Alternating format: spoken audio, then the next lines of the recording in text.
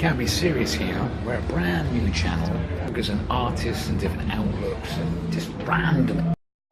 So now, this is our very first video, which I hope you enjoy, because we're really thinking out of the box on the very first one, and going through different dimensions, so to speak. What we're going to be doing the subject on is parallel universes.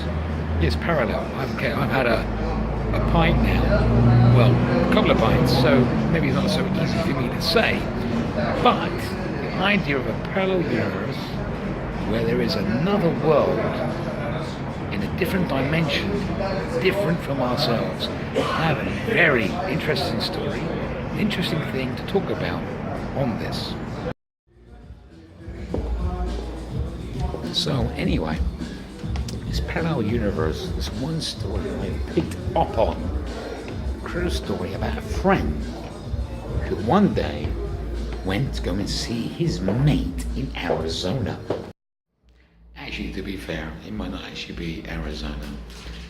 It's just what I've written, well, maybe making believe. But anyway, let me tell you the story.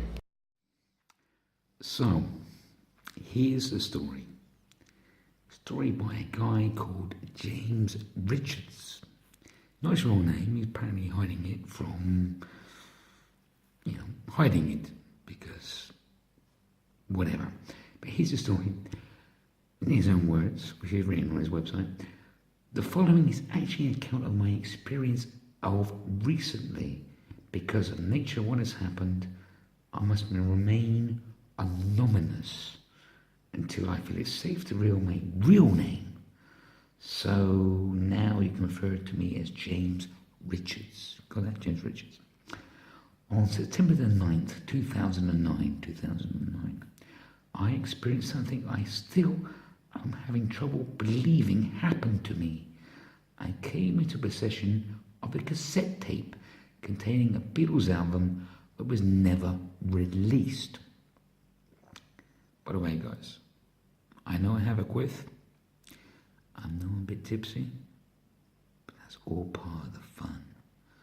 Anyway, in fact, not only has it never been released, but it was never recorded in many years after they broke up. Now, this is where the story becomes slightly more unbelievable, and it's almost embarrassing to attempt to explain the incident you fear, and then it goes on a little bit. Like you might be on drugs, I don't know, something.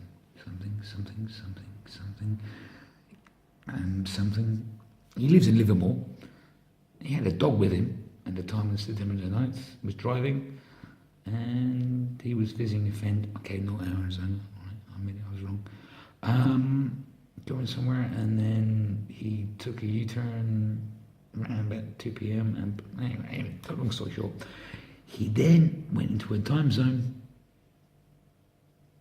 which was 40 yards, whatever, and sorry, he was following his dog down a rabbit hole, that's a wonderland, and he felt unconscious and then woke up in a room with some furniture and electronics in it.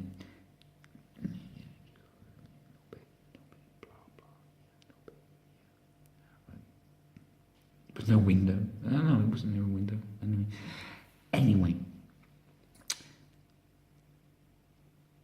cut a long story short, he went into a parallel universe with a bloke who took him in because he knocked himself unconscious in the rabbit hole, and he said that you're in a parallel universe. So this guy knew he was in a parallel universe. He knew he wasn't supposed to be there, but he was there. And that everything had changed, but more importantly, not the important questions like did JFK, was he still alive, was the world a better place, but the Beatles, and I'm a big Beatles fan, so deep down that's what matters to me as well. They still existed, and they wrote some music, and to prove it, there's a lot more to it. Oh my God, this guy writes. Jesus, it goes on. But more importantly, he stole a tape of its evidence that it existed. And here's the thing, this is what I'm going to do. This long-winded chat and everything else, I'm going to review the album which never existed, which this man, James Richards, stole from another dimension for us so we can appreciate it. And I'm going to review it, every single song. Is it real? Let's find out together.